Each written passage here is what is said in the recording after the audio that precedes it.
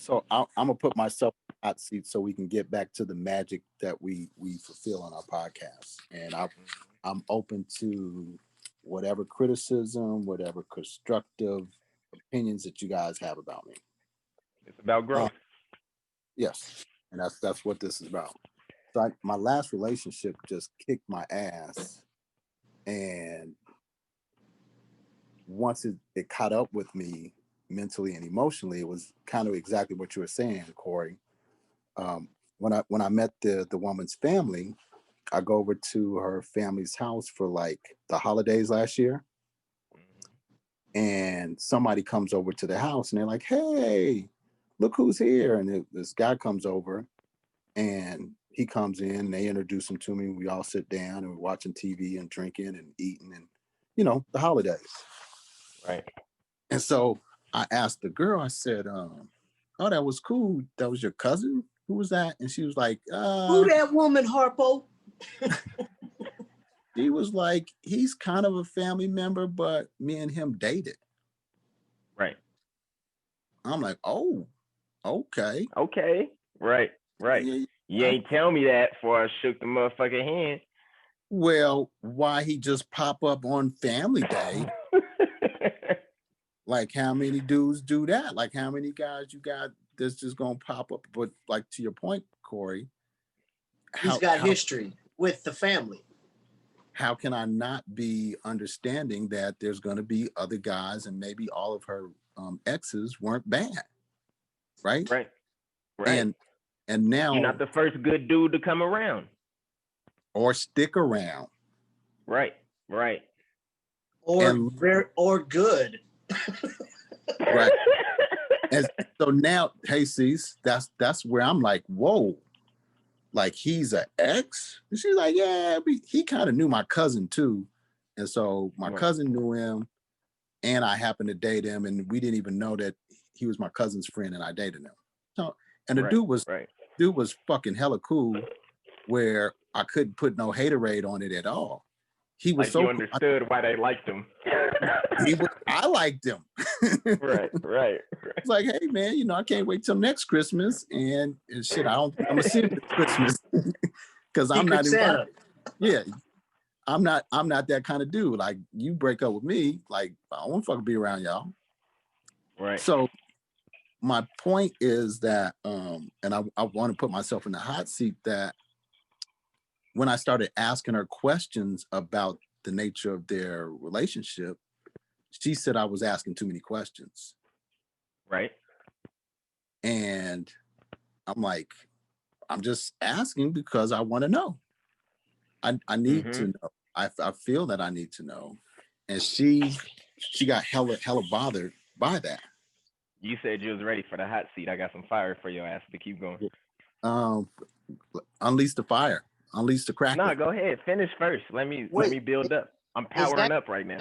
Is that conversation happening at the gathering, or this is after the fact? After the fact, because he was so hella cool. When he was there, I'm still under the impression that this is family. Yeah. Like he came to the house and they were like, hey, cool, look who's here. And she was like, and they just introduced me. They didn't even say that this is old girl's boyfriend or nothing. And so at the end, he was like, oh, nice to meet you. He's like, man, I'm pretty sure I'll see you around.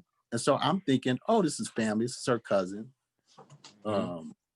Somebody's, a relative to the family. Then when I asked her, I said, hey, it was nice meeting your cousin. He was hella cool. She's like, yeah, he's not like cousin like that. He's cousin. Hey, kissing. Unc, you in the bathroom? Is that why you turn your camera off?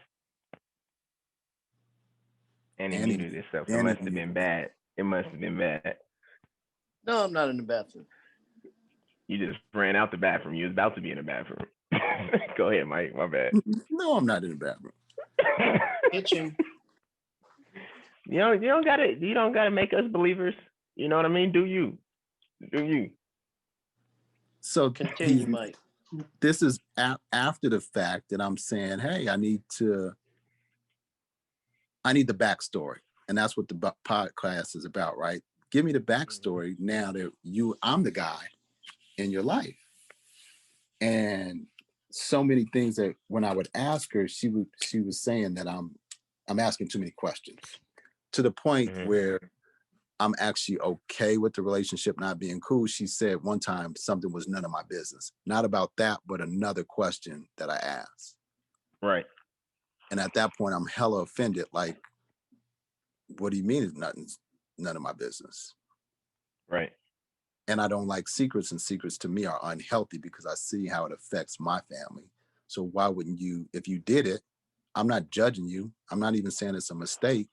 Just tell me what the fuck happened, right? Mhm.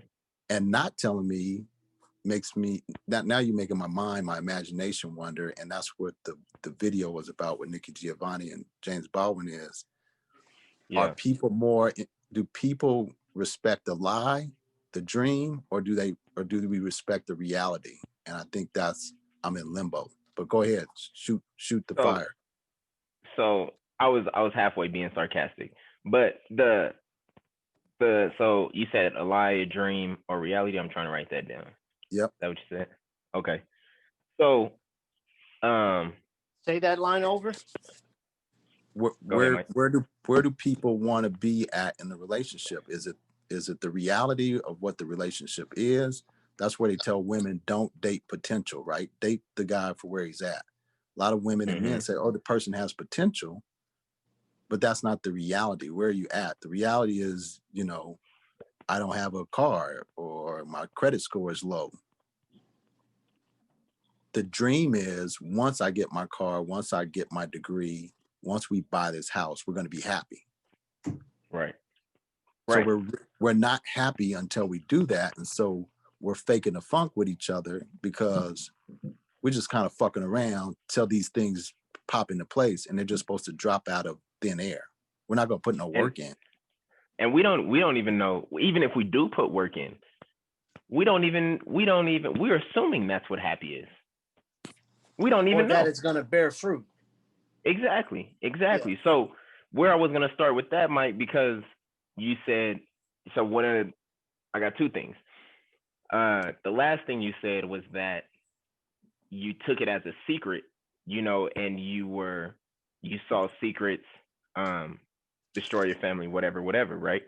They're So, unhealthy. sure, yeah, okay. But think about this. Nothing's a secret until somebody else wants to know. You know what I mean? So a secret is really like you got to really forget about the other person's self to consider it a secret. You know what I mean? Because think about it. There's so many things that you don't know that she could tell you that you don't consider secrets until you find out you don't know about them. Right? Now they're secrets. So that's the question, is like, what is a secret besides something you want to know? And if Well, that's the case, is that really what makes it unhealthy? The fact it's that you want to know it? it's the unknown. Yeah, I want to know. And even if you don't want to tell me, even if it is none of my business, there's a way to say that, right? That's why So I that's that's why I used the example about Cecil getting on the phone call with somebody we haven't talked to in 12 years, which is good friendship, right? And friendship, mhm. it's like, hey man, over time I'll catch you up. But think about what you just said. You said you can say that, but there's a way to say that. Why? Because you're in a relationship? Like, there's no rules and regulations to how a conversation goes when you find yourself on the other side of the conversation. Like, you're saying that's how it goes because that's the rules of the game. Because that's what I We've want. we've We're now back put to a label on this. expectations. Exactly. We've now put a label on it. We put a title on it without no real conversation. We just have an idea of what this should be, and now the rest is supposed to be a given. Like that's the disadvantage, is you can't even have the conversation because you're stuck every time the conversation doesn't go how it should. Very true. And Right? How much further could you have got if you would have just rolled past that? Like, okay, well, what is you willing to tell me? Is there anything more you'd be willing? And so the first thing was, what is the secret? The second thing is, like, if we're being honest, and I answer this probably like as a typical man myself, how many other things have you been that interested in before that conversation to that intensity? You know what I mean? How much was you really grilling her? Like, I really want to know what you got going on. Tell me how your day was. What happened at work? Where'd you go? What'd you do? You know what I mean? Like, and even if you did, that might not be a good thing, because that's just maybe overpowering if every conversation goes like that. But for that to be the first thing that you try to step intensely to seems less genuine than that's how it should be. You know what I mean? That's like a security factor. Because you fucked up and liked the dude. That's what really fucked you up. That's really fucked me up. He got cheated out of the instant animosity. He got cheated out of the dislike. So he came in with his guards down. Oh man, this guy's cool. And then he couldn't hate on the guy because he's really likable. So now that misspent animosity, that dry gunpowder that he didn't get to shoot off, it has to be directed towards her, because he feels like he's discounted somehow, even though he's not. She didn't invite him. She didn't even care if he showed up. He's there to see the rest of the family. And you're with her and you're leaving with her. So everything you were projecting, that's in your headspace, Mike. That has absolutely nothing to do with that moment or the relationship or that woman. Not to plug myself for the 4 agreements, but you was taking it awfully personal. Yeah. Tell that to my heart. Tell it to my heart. You know what I mean? Yeah. But those is emotions. That's all you. And so back up to what I said earlier, I put these unrealistic expectations. What Cecil said, I have these crazy fucking standards in relationships for women that shit I'm not even going to fucking meet as a man. No. Right? Yeah, I want my woman to be able to cook, clean, love me, listen to me, be a confidant. And if the flat tire on the car needs to be fixed, I'm going to go like this. I can't. Better call AAA. You better have AAA. Right. I ain't got AAA, baby. You got to change your tire. Ooh. Right. You good. You good. Let me go through my phone and see if one of my homeboys has got a jack or something. Right. Where's Rico when you need him? Matter of fact, call your ex-homeboy, because he says he can fix it. From Christmas, the one you didn't tell me about. We talked about it over Christmas. I bet he got AAA. Call that nice ass nigga up. He seems like he seems really good at fixing shit. So this is a true story. So I don't want to go to Pierre's. I rarely take a woman I'm involved with to Pierre's, because someone's going to be in there that I have a pass with. It's not a comfortable situation. But it's her suggestion. We're coming from downtown. I had a similar situation. Keep going. We're coming from downtown, and she makes the turn, and I'm like, where are you going? She's like, let's get a drink. I'm thinking we're going to the liquor store. She pulls in the parking lot. And I got my head in my hand, and I'm like, oh man, this migraine's killing me. We're not in the door. Security's embracing me. Hey man, fam, what's up? Hey, is Bates in here? Yeah, feel it. We deep. It's a Friday, Saturday night. It's off the motherfucking coat rack. Right. I'm not even to the bar to get a drink, and I've had to meet and greet the 9-1 freaks, Narcy, Phil, Bates. Like, she's at the bar trying to get a drink, and I'm like the alderman going, hey, make sure you vote. Right. And she's like, are you serious right now? I said, I thought you were going to the liquor store. You wanted to come to my neighborhood bar. and now you feel some kind of way that I'm not at your side. You thought you was showing me some cool shit you found out about. Ooh, exactly. That's what it is. And if she didn't pull away, I would have gladly introduced her to every person that I passed, Mike. Right. So now we're at the bar. The bartender we have a history with. There's another girl on the dance floor we have a history with. There's a girl upstairs waiting on her catfish that I have a history with. And before we leave, another girl comes in that we have a history with. You say we, meaning who's we? Me. Okay. You say Mike's about to come at me. I wasn't at Christmas dinner. Shots fired. Shots fired. All you light-skinned nice motherfuckers around the house popping. So within an hour's time, like there's 4 points of connection that if I was brave, I would have gave her the heads up.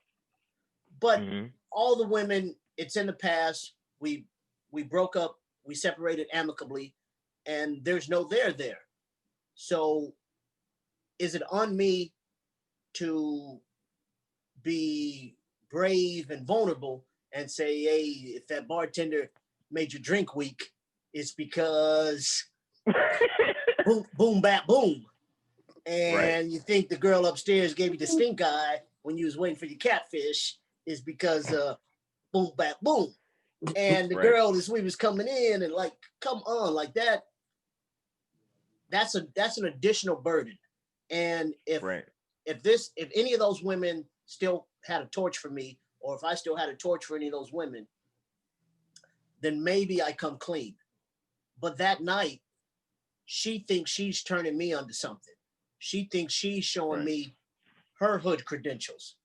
Right. Not knowing I've been walking to Pierre since I was 12. I'd go behind the bar and make a drink right now if I wanted to. I make drinks. I put catfish in the basket before, Corey. I'm slizzard. I'm slizzard and the girl's busy. And I'm like, you ain't even dropped this catfish yet. I got it, yo. I got you. Let me do context. She's waiting in line to order a drink, and you coming back with 2 drinks. Yes, literally, beer and a motherfucking cocktail, Tanqueray tonic that I stole from Bates. There's a line at every bar. How do you get 2 drinks? I know people, right? So to bring it full circle, yes, you wanted your girl to say something when the guy walked in, but the fact that she didn't say something leads me to believe there's nothing there, Mike.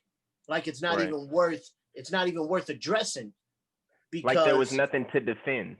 Correct, because it's so done. And the dude is family. He was family before the relationship. He's family after the relationship. And she's moved on and she's with you. So my relationship was so new. It was still in that careful stage. It's like you're holding a raw egg in your hand. You know, those first 2 weeks of a relationship, it can go any which way but loose. And if you hit a pothole, your damn egg breaks. So in those formative weeks, I couldn't put myself out there fully. I couldn't tell her there was 4 women in the bar that I had previously slept with. Like, that's overwhelming. Yeah, it's too much. Right. Yeah, no, there's no way the relationship can come back from that. So now 9 months. And I'm gonna write it down. Go ahead. 9 months, 12 months down the road, when we were on solid ground, and she has a chance to know me, and she has a chance to meet my family, and I have deposits in the relationship bank, Mikey. You need to bank there. Then if we go to Pierre's, I didn't get any of that audio, Mike. I said at the National Bank of Booty. Djibouti. It's Djibouti. African branch. Okay. But nah, that's the facts though. Like everybody treats honesty like there's a right time for it. You know what I mean? Or everybody treats honesty like it was a solution. Like if it was going to cause problems anyway, to be honest, it's not really a solution. If I think I can avoid problems, well, it's natural to take the path of least resistance, right? So if you think I don't have to go through this conversation, you're going to try to avoid the conversation. You know what I mean? Which is natural and no reason to be offended. You know what I mean? It's not about you or about the situation, but maybe it's so, okay, I think where I just led myself is maybe it's about the fact that you never got a chance to decide if you was okay with it or not, right? Not gonna say you was consciously there mentally, but there's the moral question, right? Should a motherfucker tell you? Should Uncle Buddha have said it from the get-go? Because if you're really trying to build, there should be no question, right? If you know it's something that somebody would probably want to know, should you not say it? But that comes, now we're back to the should. Now we're back to the obligation to say something that I think is either unnecessary or no big deal for your comfort. Unreasonable expectation. You know. So and I'm getting uncomfortable in the hot seat, but I want you guys to turn the heat up a little bit more. Back to what you started. Well, get busy. I'm trying to light the pilot, motherfucker. What you said, Corey, previously about was I grilling her about other things prior to that? What I felt like, what I feel like now is that I don't want to give my woman the least of me. If I'm in a romantic relationship with a woman and I come home and I dump all my problems on you, I want to know about what's going on with you. And not just what's going on with you today. I want to know, how did you feel in the last 2 relationships so that I don't make those same mistakes. So right. I'm grilling her lightweight on being nosy, but I also want to know in honesty so that I be a better guy. And not a better guy like I'm in competition with Joe Blow. I just don't want to make fucking mistakes that you can easily make because, you know. So you was asking, but that just makes it sound like you was asking for a cheat code.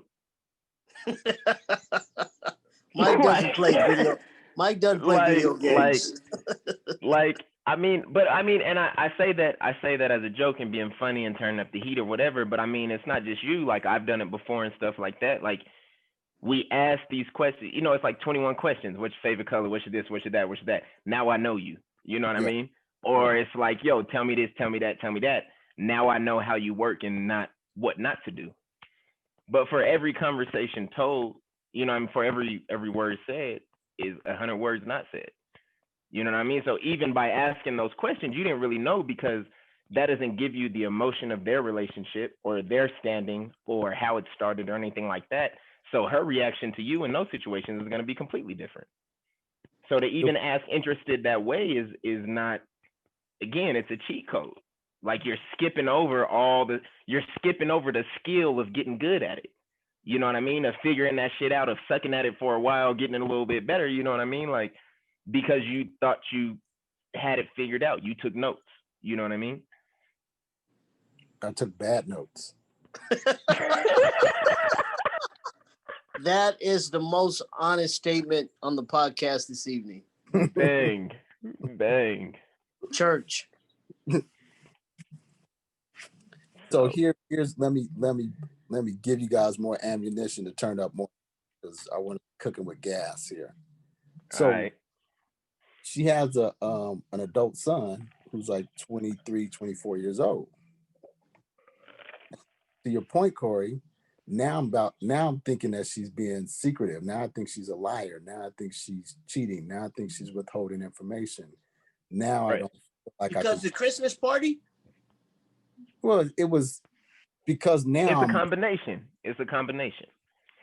Now I'm mind fucking myself. Like, if she's not being honest, or if she doesn't want to tell me everything, and Corey's right, I'm jumping the gun on so much. Now I'm going through a checklist of, oh, I'd like to know more information about that. She was vague about this too, and I was cool with it first, but now because of, oh boy, I got a whole bunch of now that I would like information about. Let me see your resume again. You're Jedi mind fucking yourself, Mike. Yeah, that's what he's saying. Though that's what he's building to. She's giving you no kerosene or no fluid or no fuel to feed into this. None of her actions, none of how she treats you, none of that has changed. This is all self-harm. Yes. Yeah. And to that point, she's not. But like Mike said, he said, tell my heart to that. And my response to that was, that's emotional. That's all inside. Well, It's Mike is a Taurus. Mike is a Taurus like I am, and we love hard. And when Right. we fall, it's head over heels. It's like Bugs Bunny in a damn cartoon. And Right. and I think Mike will co-sign this, that we can't get out of our own way. So Yeah. he knows it's not it's not a wise maneuver. He knows that he Probably shouldn't in be that going. moment. He knows that he shouldn't be going hard at this moment for something Right. small, Right. but he can't. He can't. get right. And Can't really. you got to figure that out, man, because that's self-sabotage. And that's what I was saying. It's the law of attraction, where I'm getting the same outcome regardless of the woman. I'm getting the same outcome regardless of the relationship. I'm getting the same outcome if he would have showed up or not, right? It would have been something else that triggered me to do something stupid. And At some point. Yeah. yeah. And Fight or flight. so here was the really kicker, which really fucked me up. Because the dude was so nice, I still like him right now. I wish like I could come back and be like, These guys are Facebook friends. He asked her for his number after the argument. He's no longer with this woman, but these two are Facebook friends. We're gonna be bros. We're gonna be bros. So I turn into a private investigator, and now I'm like doing all kind of wacky shit, and not like prying or stalking or anything, because it was a long distance relationship. Now I'm just going through all of our conversations and discussions, and now, and yeah, You're and now rehashing every conversation. every tooth, every You're word, missing his expression, Corey. Say that every again. every tooth, every word now is. He looked like he was in the moment, like the Terminator was coming for him.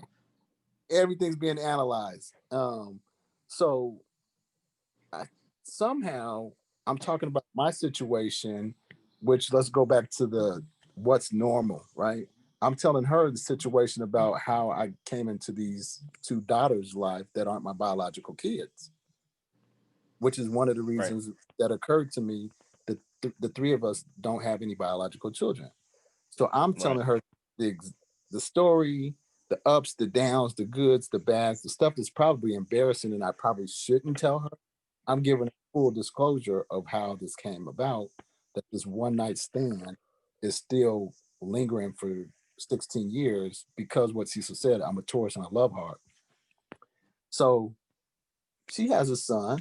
The dad's not in the picture. That's not unusual. And so somehow when I start doing this private investigation bullshit, I'm like, where is the dad? Right now it was cool up until I start mind fucking myself, and then it keeps getting worse. He ain't got a daddy. That's cool. That's cool. It was cool at first, right? Because I don't want no from your past pop. But now this popped up, and that's not his dad. So who's his dad? Where's his dad? Right. And right. She Is really are they friends? The other guy? Right. His dad.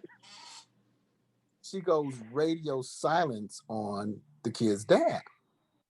She doesn't want to talk about it, or just not at this time?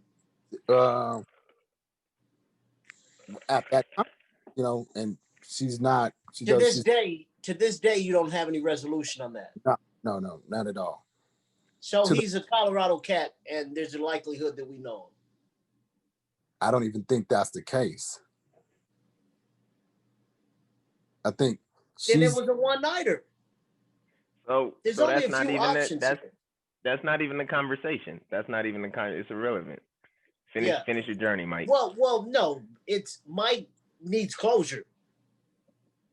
Right, like if he knew, but we're not. But giving our best guess isn't going to give him that. Correct. We don't know. Yeah, I'm just letting him know what I know. This nigga's an East Side nigga. right. Make it simple. Break it down. He was at Pierre's that night I was there. I would pay. He's related to Phil. So it gets so bad, and that's when the relationship just it's over, because now I've just fucked myself and gotten myself into so much turmoil that I go back and I talk to the family, the aunt and uncle. Oh my God. Yeah, the family, and they're like, oh, nobody knows who the kid's dad is. She don't talk about it. And So now it's taboo. It's the third rail. I'm stepping on that bitch.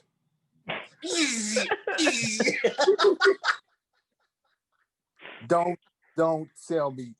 I'm the person. Do not tell me don't touch it. Don't tell me don't do it. Right. And I'm gonna do it 16 different ways. I'm going to let You're you gonna know. put your tongue on it. I don't. Right. Yes. You ain't shooting a 3. You're going to dunk with both hands.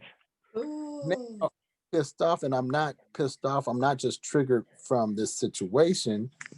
Back to the self. Oh my God, Mike! It's always scorched earth with you. It's always what? Scorched earth. Okay. Continue There's scorching. never no fucking vegetation left. I'm coming from a place of love, man. Like, this fucking story is hurting me. I digress. Continue. Continue.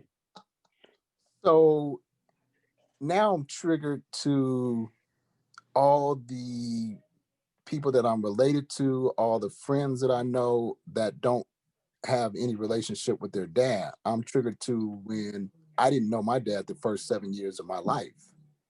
Right. And now I'm like, how do you get to that point? How do you, if the person's dead, he's dead. If you try and he doesn't want, he's a deadbeat dad and he doesn't want to be involved with the kid, that's cool. You're on some deep shit here.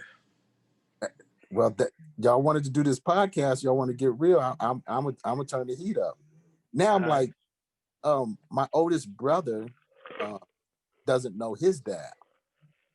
And it hurts my heart that, okay, even though we don't know who his dad is, does he have any grandparents? Does he have any aunts and uncle? Cousins, right?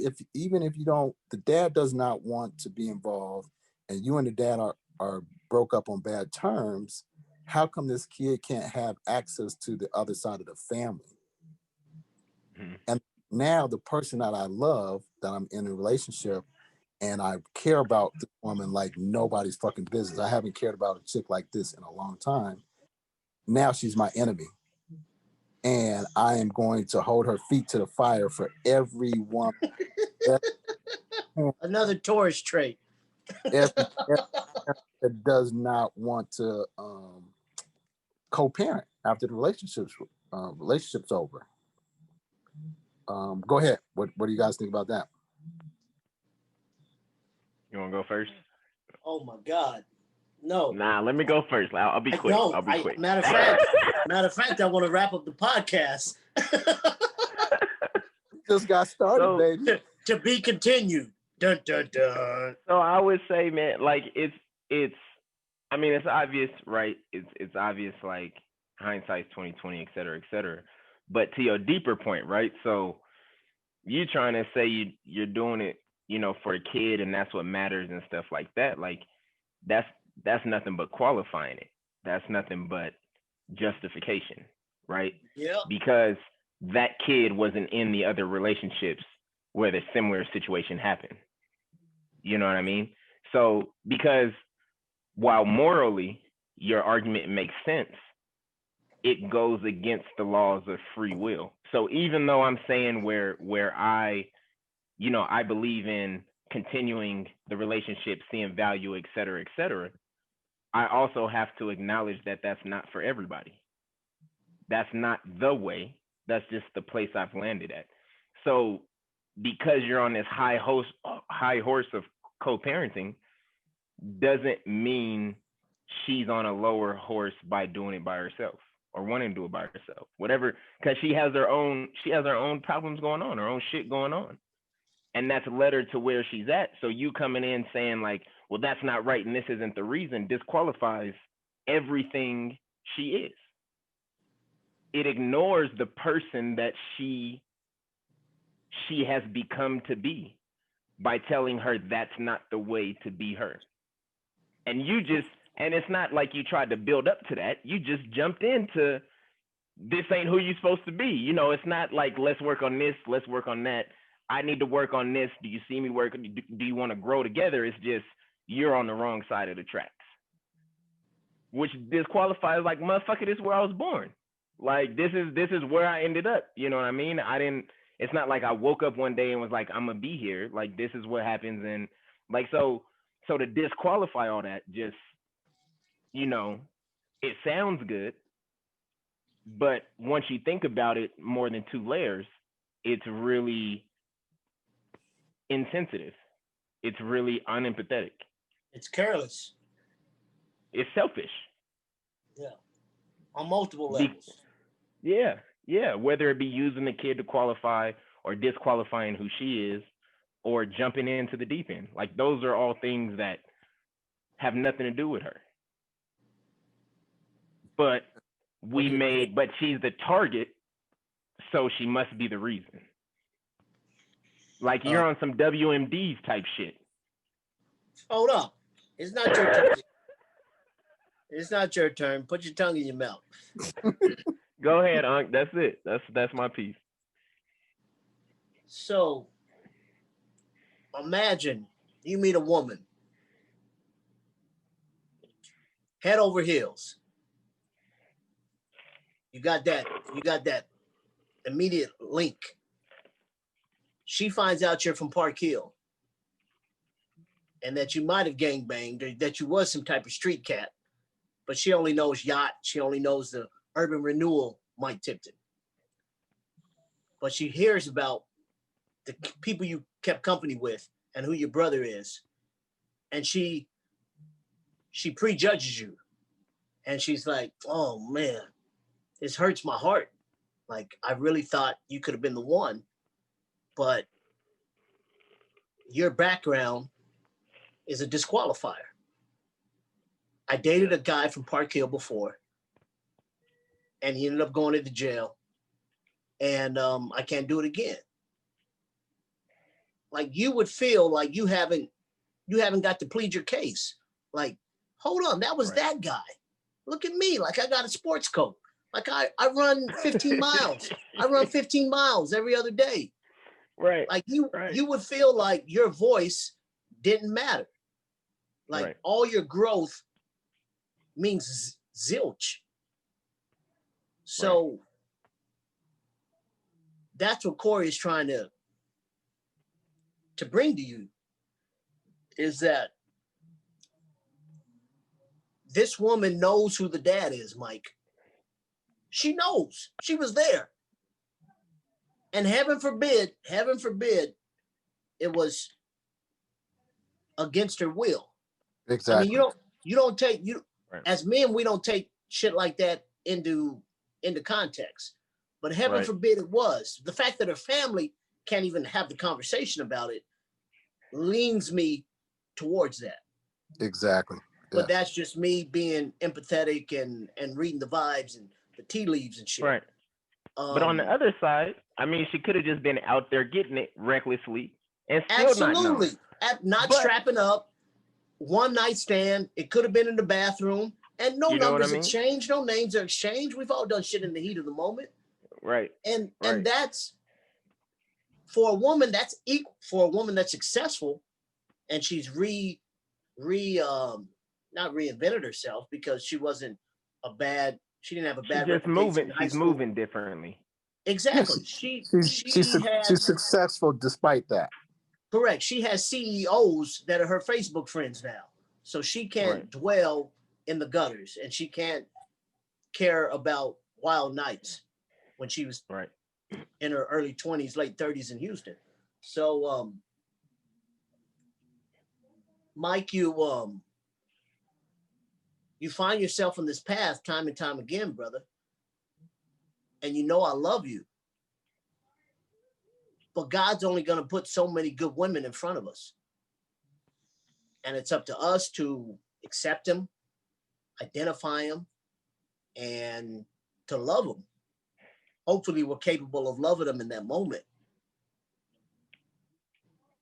But listening to that story, I just kept envisioning myself flying an airplane that I couldn't pull up on. Pull up, pull up, pull up, pull up, pull up. It sounds like 4 or 5 other fucking stories that you told me, man. And the only consistent denominator is you. Yeah. So you have to find a way to cross this precipice. You have to find a way to trust. You have to find a way to believe that there's a future with this person. Because that self-sabotage shit is real. It's real for drug addicts. It's real for alcoholics. It's real for me. I can't be faithful. It's real for you. You can't get out of your own way when you have a good woman at your door. Like you read these Eckhart Tolle books and these self-help books and these self-actualization books. And I was saying this to you today on our fucking 4.5-hour phone call. Can you believe that shit? He's at work, Corey. Nah, I don't know what you're talking about. Yeah. I don't know what you're talking about. I work hard every day. You have to get out of your own way, brother. At a certain point, you got to let go and let God. And you're Christian and you came from that background. That's why I hope that statement resonates with you. Because if you can't have some type of faith, if you can't step out, if you can't have trust, trust is given. A lot of motherfuckers got it twisted, that it's earned. Did you have a daily do better on that, Corey? I wasn't going to say nothing. I was going to let you write that out. That was a good one. I fucks with plug. You, though.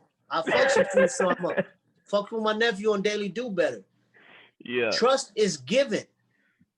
It's not on the person. It's on you. If you're willing to give that, if you're willing to love this woman and you're willing to say, hey, we got a future, we're going to build on something, then something in you, inside of you has to change, Mike. And this is like we used to call Paul the Grinch because he had that little bitty ass heart. And then his mom and we came into his life, it expanded a little bit. And then Tracy's grandkids fucking busted that thing open. And he's a fully formed human being. He's still Paul, but at least he's loved. At least he's been loved and he's loved. And that's more than we could have said when we met him. So, man, Paul keeps coming on these podcasts. Shout out to Paul Gell. We're not protecting the names of the innocent right now. That'll be out. Yeah. But you have to, it's all inside of you, Mike. This woman that you told me about, she's a good woman. She's successful. She invited you into her life.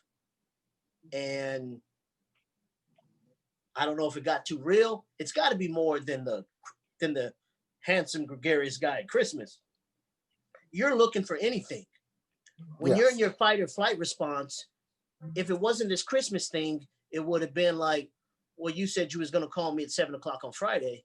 I didn't hear from you. And then you're all in your headspace again.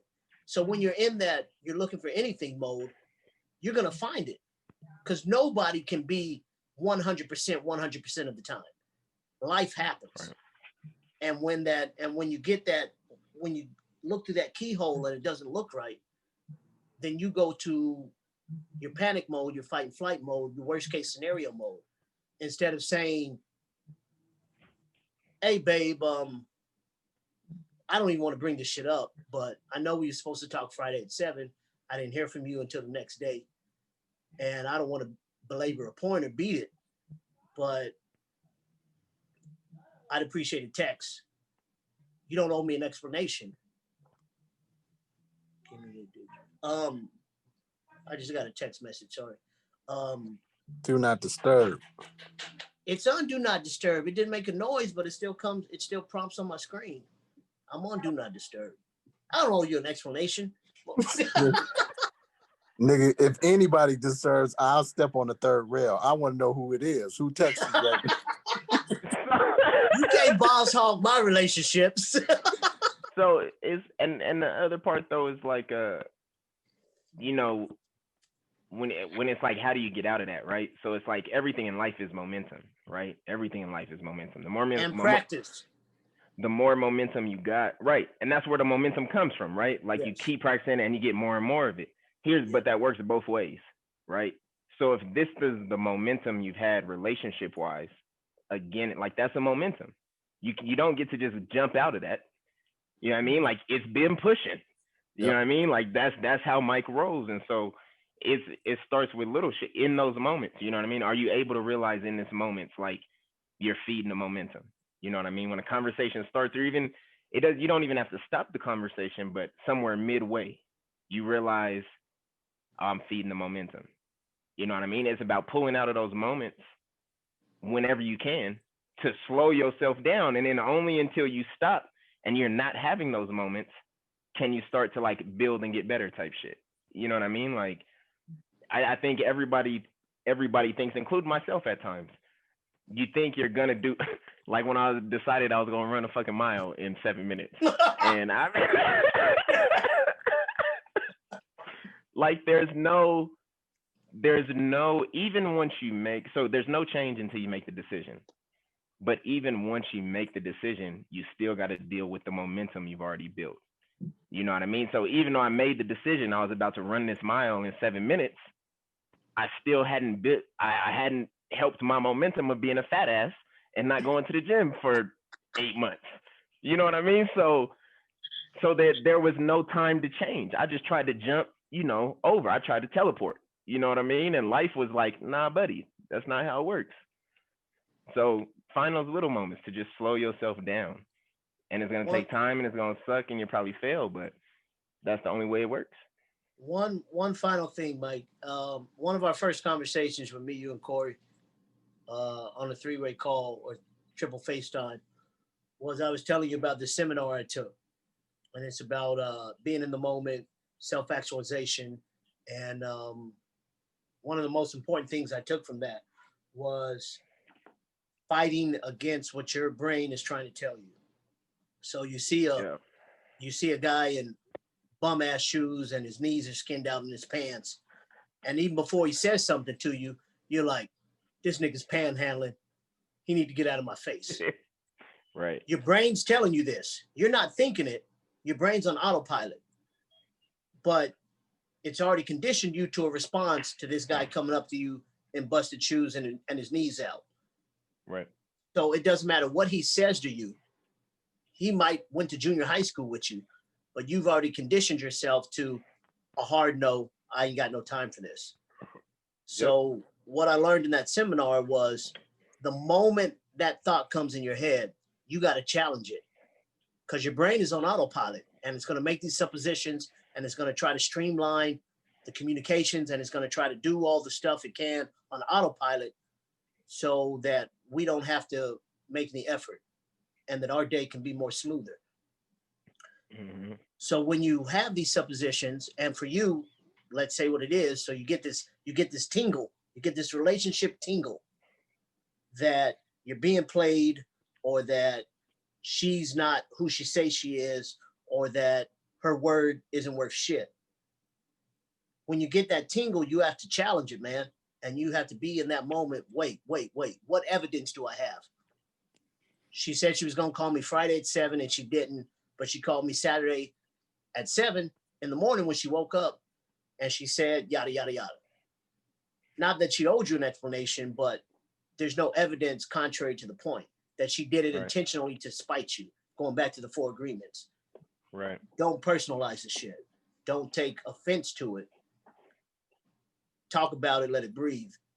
So if you start challenging that seed before it has a chance to be fertilized and grow, and now you're on full load, pull up mode, that's too late. When you get that tingle, you either have to talk about it and be honest with her in that moment and say, hey, I haven't had a lot of healthy relationships and I normally don't talk about this shit, but I'm feeling you and I feel some kind of way about this. So this is where I'm at. So that's one choice. The other choice is you can press reset, press pause, and try to recondition your brain to challenge that thought, because there's no there, Mike. You're seeing ghost. You're seeing relationship ghost. But that is the harder task. That's the harder task, to challenge your mind in that moment to say, hey, hold on, I'm overreacting. Oh, hold on, this is a pattern that I've been on for the last 15 years. Mm-hmm. That's the harder task. The easier task is to be honest with her in that moment and be like, hey, I come from damage. Can we talk about this? Like, right. That's easy, right. Because you're putting yourself out there, you're available, she's going to reciprocate to that. But right. To challenge your own, what you say, Neff? I was just gonna say, and trust is like it's so to go back, it's learned, not earned, right? Like somebody has to learn you and then give you that trust. But it's like, in order, if that's what you're trying to have them learn from you, you probably got to be willing to show it first, right? And so that's what he's saying with the I come broken, I come damaged. If you're willing to come that honest, I mean, some people, they won't know how to handle it. They'll run for the hills. Like, nah, I'm good. But that comes with the assumption, right? With the bum you seen and you assumed he was like no good, needed some change, or you know what I mean? Or was it just dude having a bad day? So like, you got to be willing to take that first step. And then, you know, sometimes that shit'll work, sometimes it won't, but that's where you're at. And that's the key. Like, you can't expect, because that'll be your slip up.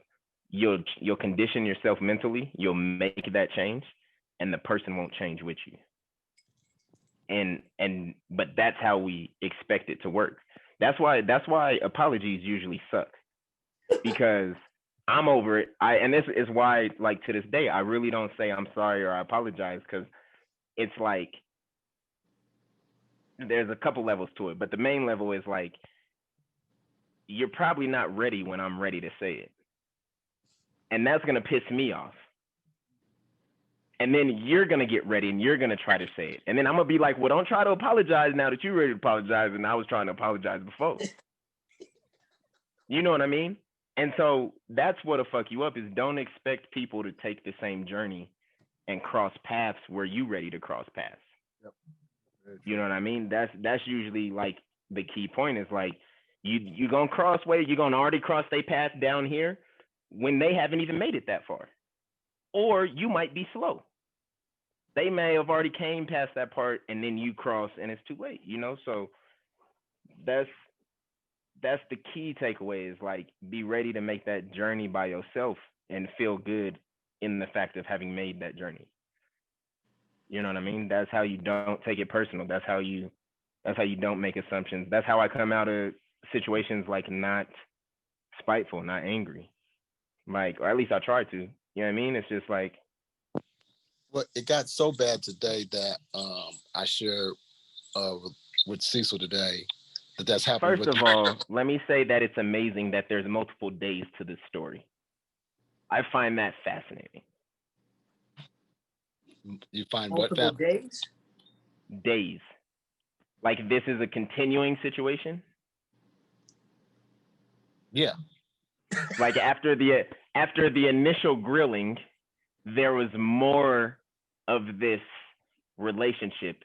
I find fascinating, because after the grill session, you would think, and I mean, maybe this is the typical stereotype, you would think like one of you would realize maybe this ain't no cool shit to do. But I don't think we do that. I'm not saying that on you. I don't think we do that naturally. Like, you hear about people being in relationships that seem unhealthy, right? And then you, from the outside looking in, it's like, oh, well, it's obvious. You know what I mean? But in that moment, and to actually make it something better is completely different. You know what I mean? So about the plane crash and not being able to pull up, or a drug addict. Now I'm just chasing. I'm like a crackhead trying to do this that I don't even, it's not even going to get me high, right? It's, even if she told me everything, if she gave me full disclosure, which exactly. I can't, because the relationship was so good before I fucked it up. And so I go now I'm going, I don't have her to grill, so now I grill myself. And that's another thing that I know how I end up in that. I overanalyze myself a lot. So it's easy for me to put in a relationship because I ask myself 1,000 questions before I even turn the alarm off at 5 o'clock in the morning. Right. Right. But it was, even if she told me everything after she was like, hey man, I'm out. I'm done. You know what I mean? You're just, and I knew it was going there, but I justified because I'm like, fuck it, ain't no relationships working anyway. You're gonna fucking answer my fucking questions. You're gonna tell me. You ain't tell nobody else. You're gonna fucking tell me. If you love me, you know, why the fuck you ain't tell me? Right. And when I come to grips with myself, when I really have that come to Jesus talk with myself, I'm like, nigga, even if she told you, then what? Right. What if she was raped? What about that? Or no, that's the worst case scenario. Let's say she's raped and that's worse for her. What might be worse for you and your confidence is that she loves this nigga to death to this day and calls him every other day and he doesn't answer the phone. So she just goes through life with whoever she gets. Wow. Irish goodbye. I'm out. Bye. See you guys. I can't. I asked for the heat. I can't handle the heat. I'm out of this motherfucker. But that's the reality. Like there's no knowing. And we gotta be like, okay, like that's where the fear is at, in the unknown. You know what I mean? We're not scared of things we're familiar with. Right? So when we're young, we're scared of the dark. We haven't been in the dark by ourselves that many times. You know what I mean? Then we get used to the dark. It's cool. Riding a bike, your driving a car, mama's whatever. Still scared of the dark. She ain't been in the dark that many times alone. There's always been somebody there.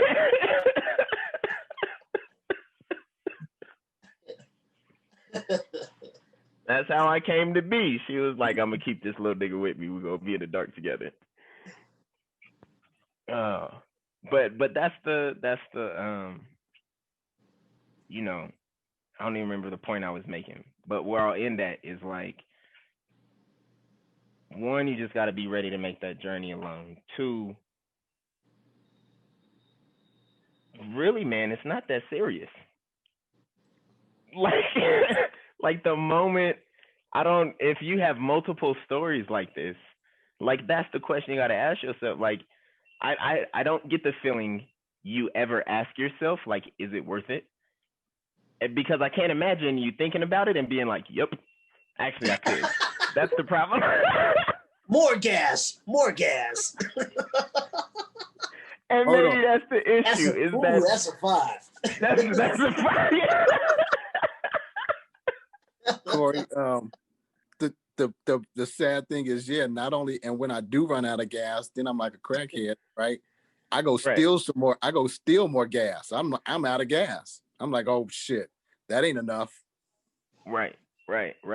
And so maybe not is it worth it, but why is it worth it? Like, or not even worth it, because I guess the real question is, what value is there to be had from going down that path?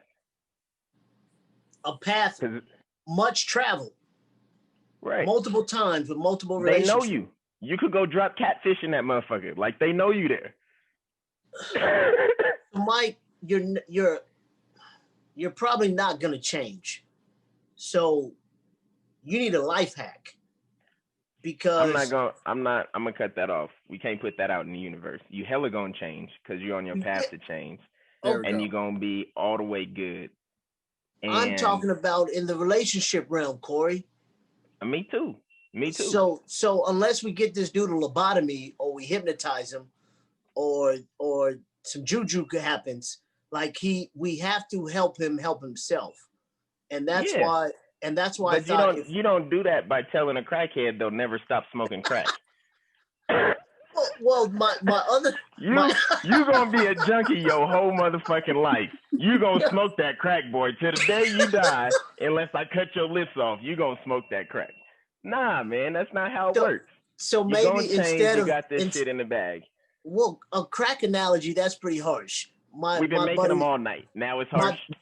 I'm just saying, in compared to his level of sabotaging the relationship.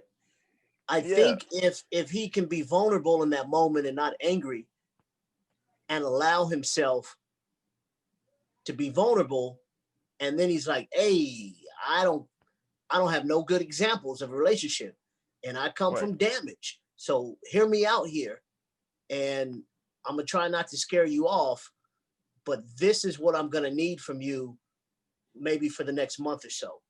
And then if Mike can get the trains to run on time again after a month, he might be okay. But when the next hiccup comes, he has to have this conversation again. So Mike doesn't open his mouth. He just goes from 0 to 60, and he gets in his detective mode, and the sky's falling, and then pull up. And it's just it's cyclical for him. So I think he has to communicate. He has to tell the woman what's going on with him in that moment. I don't think so. I think that's his whole fucking problem. That was the whole story. Is him telling him what's going on in that moment. He's grilling her instead of putting himself out there. So those are two separate constructs. Is it? I hear what you're saying. Is it okay though to ask her of anything? Because you're saying have the conversation and say, this is where I come from. This is what I need from you. Like, is it even okay to ask that, to put that pressure on her? If it's love, this isn't a first month conversation. But if it's love is one of those should be statements. Like, because it's love, it's supposed to happen a certain way, or it's supposed to happen a certain, like, that doesn't make sense. Because everybody's going to be different, so there's no way love comes out the same way. It's no way you could put a blanket statement on it. So my point is, like, is it a conversation to be had, or is it an action to be shown? You feel me? Like, because the conversation's we could say it could go a million different ways, but it's like, it could be believed, not believed, seemed as sarcastic, seemed as fake, seemed as a way to get over. It could be the one thing he needs to say, and then everything's good. But that leaves so many other questions. Or he can make the change that needs to be made, and nothing needs to be said, but can naturally be said. What would you have him do? I would have him make the change within himself. Because conversations are about making us feel better about what we're doing. I'm trying to make this change. I'm trying to be better. So let me tell you about it, and you accept it, and we go from there. Be uncomfortable making the change. You're making the change for a reason. You know what I mean? And in theory, the value's obvious in action. Words can be misinterpreted, misperceived, all this other shit. There's a blanket of barrier because it's words. If it's a natural action, if it's a natural movement, there's less to be misunderstood. Because now it's not about what you're saying, it's about what they're seeing. You know what I mean? Like, you have to give them words. Yeah. They can take your actions because you just do them all the time. That's life. You know what I mean? Like, we're doing actions at every moment, every time, whatever. So the perception of that can be taken. They don't have to wait for you to open your mind or whatever. It's obvious. They can see you. Did you get interested about the day? Did you not go and have the argument you could have had the argument about? You know what I mean? Like, these things can't be talked about. The effect of them can't be negotiated or explained. So why would we even pretend like that's the case? This is pretty good, pretty profound, gentlemen. We've been talking at you. We've been talking about hours. You and at you for about 30 minutes, Mike. I'm curious as to what you've heard. Did you just raise your fucking hand? Yes, I raised. I'm curious as what you've heard and where you sit presently. Yeah. And if any of this sounds applicable to your future. Even if this podcast, we scrap this, I got a lot of valuable information from it. And it was from a source that I never thought would be help, because I've gone to therapy. I've had counselors. I've talked to people. I know relationship people and it doesn't help. Well, Right. I haven't. To The way Cecil, you've gone at it hasn't helped, or the way you've interact with it hasn't helped. You gotta commit to the work. Nothing we're saying is easy. so the problem with me is where Corey was saying the intersectional part of it is, and Yeah. now if I were to apologize, who gives a fuck because the damage is done? That doesn't mean that you shouldn't. No. I'm not saying that. I'm saying that Right. moving forward, it's one step at a time. And Right. I don't like one step at a time because we're moving together. So I need to know where we're going. I'm not gonna be in sync. Yeah, but does that ever happen? Relationships are never 50-50. And so to your point, Cecil, is that the crash and burn shit is very hurtful to myself. And so what I do now is I say, what other ways do I self-sabotage myself? Right. And what Corey was saying was very encouraging. Like, nah, nigga, you don't have to accept that as your social norm, your personal norm. Right. Just because you always do it, just because that's how I roll, does not mean, Cecil's point, that God is going to always put good women in my life that I'm going to just fuck off because you're going to tell me what the fuck I want to know. And that's that. Right. So then that's where I start running. That's where I start fasting. That's where I start, the life hacks. But that's me. The best thing is to exercise it in relationships, because I'm not, even though I'm in a relationship with myself, I can deal with my fucking bullshit. I can deal with the fucking harsh realities that I put on unrealistic relations expectations I put on myself. So then that's where now I'm just cat daddying around, because in the relationships I'm in now, I'm practicing.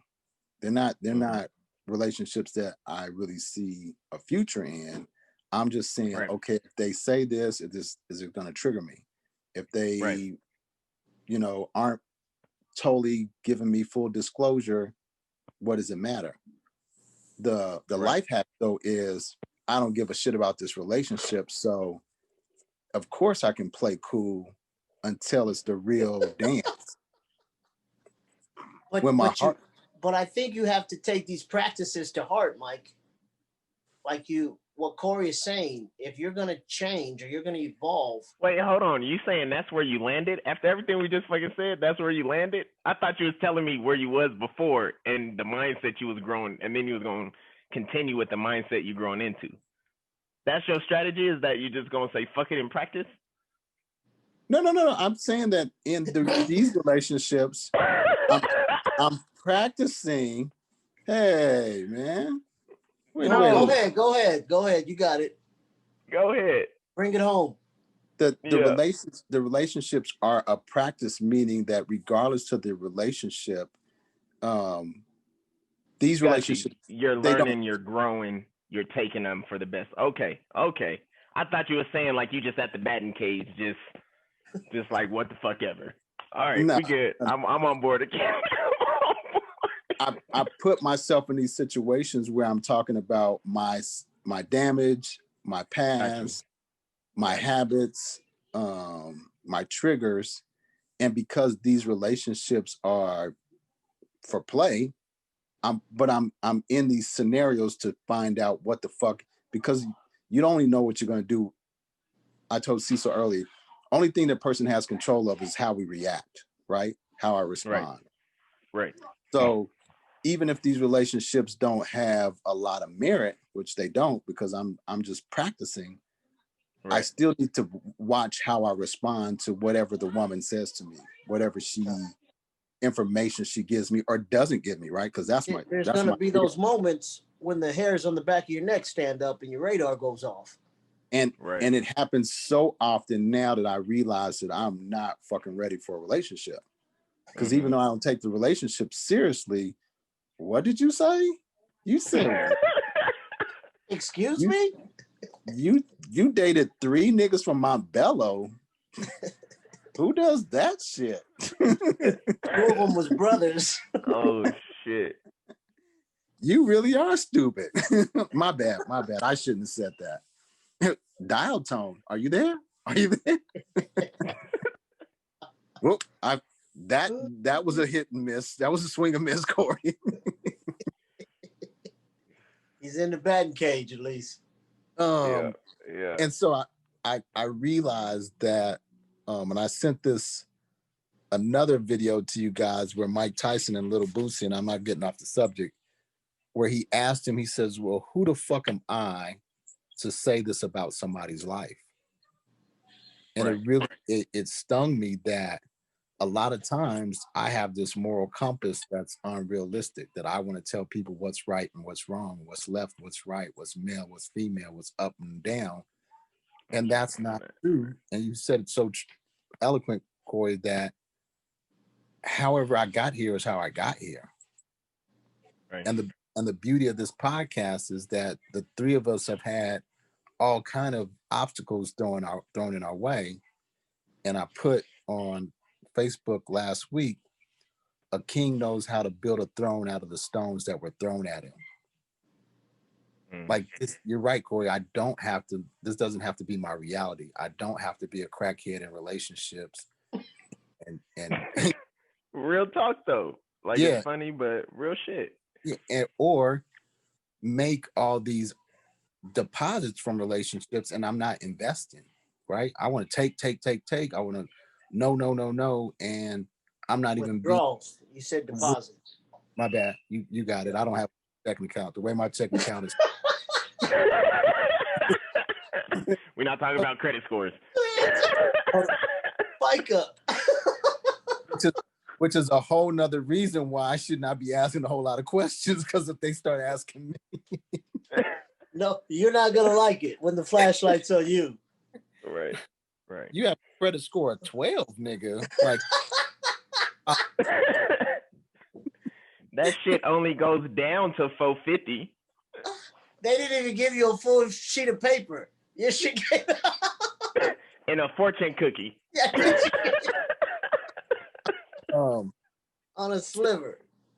How we respond, how do we get over human beings are so resilient. And I think that's what this podcast is about, right? You can overcome anything. There is nothing that should be a situation of a parent leaving, not knowing a parent, loss of love, friends that misunderstand you. And it's not ever over until, 6 feet under the ground. Right. This shit you can turn this shit around if I have a pure heart and my intentions are to be one, true to myself and add value to the universe.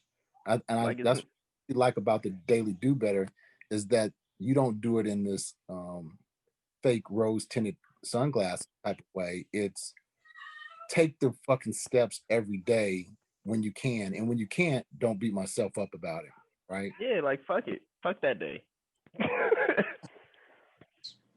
I had not even that. It's like, but you also don't have to be there to put that message and that energy out there. You know what I mean? Like I think I had to tell my mom. She's like, man, she was like, you be doing a lot. I was like, man, I don't be doing half that shit. I was like, they're daily do betters because I'm not doing them. I was like, but I'm definitely trying. You know what I mean? I rotate some in, I rotate some out. Some become habit, some fall away to the wayside, but it's like the intention's there. And if you put the intention out there, it's not about, because that might be somebody else's kickoff point. That one moment for me where I was motivated to change that one thing might be somebody else's moment that changes their life forever. Maybe not, who knows? Yeah. Maybe it takes 10 moments away from me for anybody to feel any effect. But it's like, that's why I had to tell Uncle, like, nah, man, you can't tell the nigga you can't change. Like, what? Well, Corey, like you haven't just met this dude, but I mean, we fit 6th, 7th, we 6th grade. Like the the investments I got in this dude's friendship bank. It's like my heart breaks for him. I want him to have his happiness. I want him to succeed. I want him to get out of his own way. And so that's what's so great about this triumvirate and the notepad and our podcast is because regardless of the topic, someone's coming with fresh eyes and someone's coming without an agenda. Even if you two tag team me, I'm gonna be over here. And when we tag team Mike, he's over there. And when we tag team you eventually, you're gonna be like, bring it on. Right. So that synergy, that organic bond that we have, that's never gonna leave, and that's gonna feed through future podcasts. This might be a nice point to wrap it up. I'm sure we're past the 3-hour threshold. Yeah, and I gotta go to bed and shit. If and when I would like to edit this one definitely before we put it out, because this is probably 2 separate shows, even removing my my stupid Jamaican story. We're still probably like we could edit the front part because it was so slow ramping up, right? Yeah. And so this doesn't have to be in the cast. Us talking about editing doesn't have to be in the cast. We'll edit or talk about editing. But I think we